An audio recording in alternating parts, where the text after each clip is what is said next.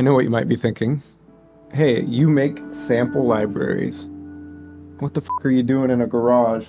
Well, I'm not hard pivoting into the world of woodworking YouTube, but woodworking has a lot to do with the Hadalhorn, which is the second release in the Imaginary Instrument series. If you're not yet familiar with the channel or the series, hi, I'm Hunter, and I make sample libraries. And I've lately been releasing a collection of imaginary instruments. These are fictional sample libraries made with real recordings of real acoustic performances, but done so strangely that they end up having nothing to do with where the real instrument started. I've fallen deeply in love with these, and they stand on their own as the fictional instrument that they claim to be, but I value transparency and clarity, especially if I'm going to be charging money for these things. So following each release, I do a behind-the-curtain look at what I did to create these sounds. So obviously, big spoiler alert ahead. If you want to maintain the mystery, then go check out the full walkthrough or the trailers or the demos on the website. But if you're along for this ride specifically, then let's take one last look at how the Hadalhorn is meant to be known and some of what inspired the idea.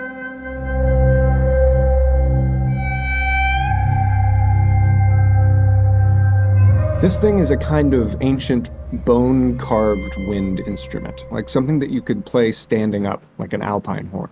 Because it's a bit archaic and built somewhat primitively, it feels and sounds a little bit less refined and stable than modern instruments.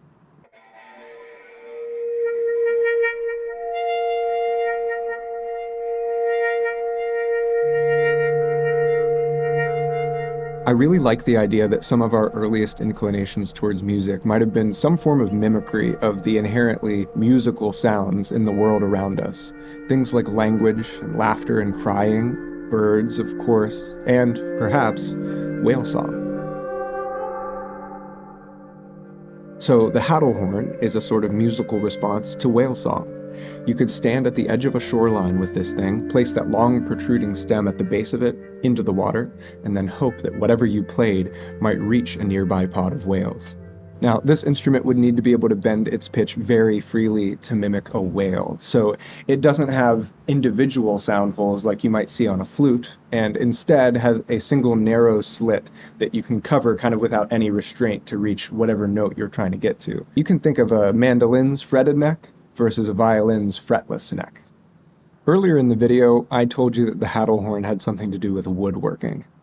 But the noises that come out of a wood shop, especially a modern wood shop, not very melodic or languid, are they?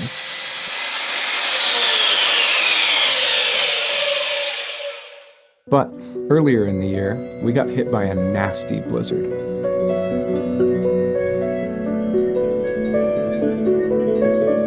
And I got to spend some time in a much quieter version of this woodshop. No cars out on the road, no one out mowing the lawn, and I decided to use mostly hand tools. I'm by no means skillful enough to make the most out of hand tools. And most of what I do make anyways is pretty simple, just stuff that I can use around the house, like picture frames, vases, carved wooden utensils. But in my very limited experience, it is much more peaceful to work with hand tools. And sometimes, when you find yourself in a serene version of the wood shop, when you set down a tool, it rings. Everyone, it is my pleasure to introduce to you the Hadalhorn.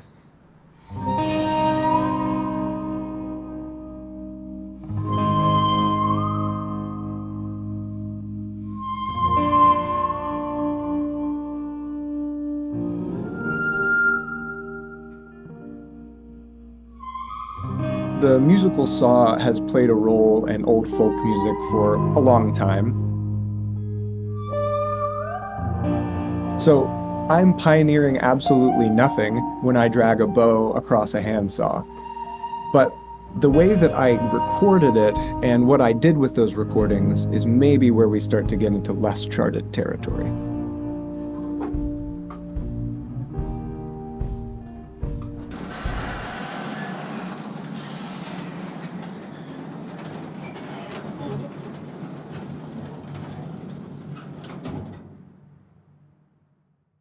So, contact mics.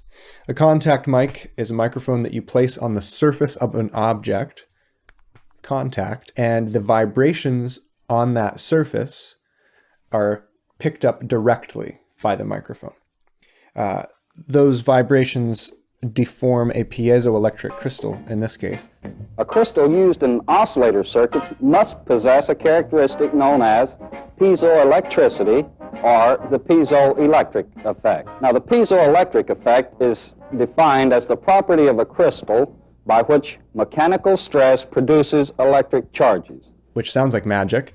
You vibrate a crystal and you get electricity, which I feel insane saying that sentence, but the electrical charge then produced becomes the audible signal coming into an interface and then out of speakers. So I found some spots on the saw that were a little bit more resonant than others. I know that there's acoustical science behind that, but I just went on ears and vibes, and once that was all set, the saw is then very sensitive to touch. I tried running it through an amplifier, and that was really cool, but a little too characterful in a direction that I was not looking for.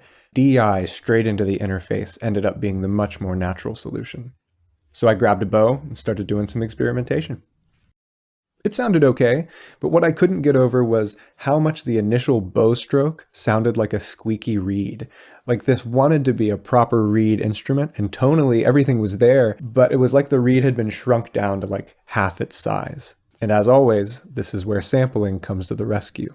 I don't need to be able to perform this thing live, so I can do some things to the signal that bring the sound a lot closer to where it ought to be. If you're familiar with the digital recording process in any way, you know about sample rates. If I record at a really high sample rate, I can pitch my recordings way down before I hear any stretching or artifacting. You can think of it like filming at really high resolution so that you can punch way into an image before you see any noticeable pixelization.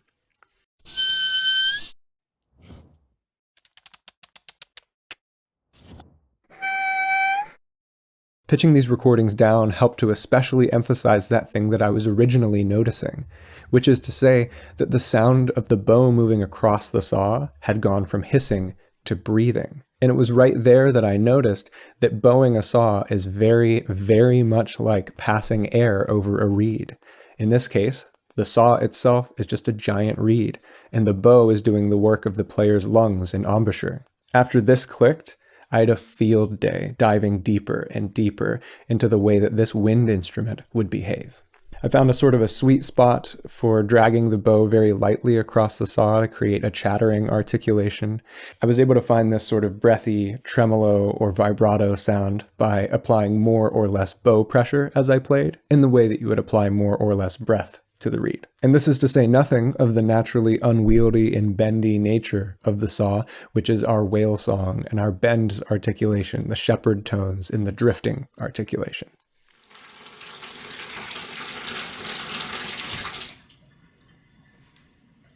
Another feature that I think makes this instrument really interesting is the C microphone signal.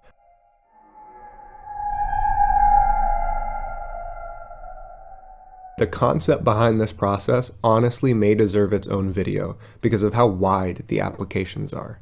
I also touched upon it and demonstrated it fairly comprehensively in the main walkthrough. So what I'll say here is that I submerged contact mics in water and recorded bubbling and sloshing sounds. After pitching and manipulating those contact mic recordings, I then applied them as impulse responses in convolution reverbs in a complicated series of signal processing. The result is a really unusual, murky, subaquatic ambience, which of course is very suiting for the Hadalhorn. It's probably the most fun I've had sampling an instrument in a long while. A very strange instrument indeed, with a very strange timbre, but that is the entire goal. There's a common theme here. I love what happens when you don't treat an instrument properly, and that when you go into the experimentation phase with something very specific in mind, dare I say, in your imagination, and then sample that comprehensively, you come away with something that was always there, but was just kind of hidden by the shape of the original instrument. Because there is no world where I look at a saw and know ahead of time that it could create a sample library like this one.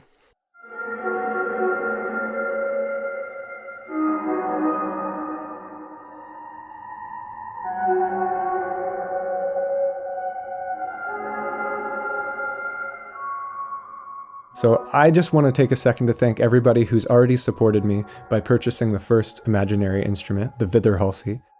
You are making this reckless and exciting journey possible. If you found this interesting, and the Hadalhorn seems like a sample library that could add something to your composing or songwriting, really consider heading over to the website and grabbing one.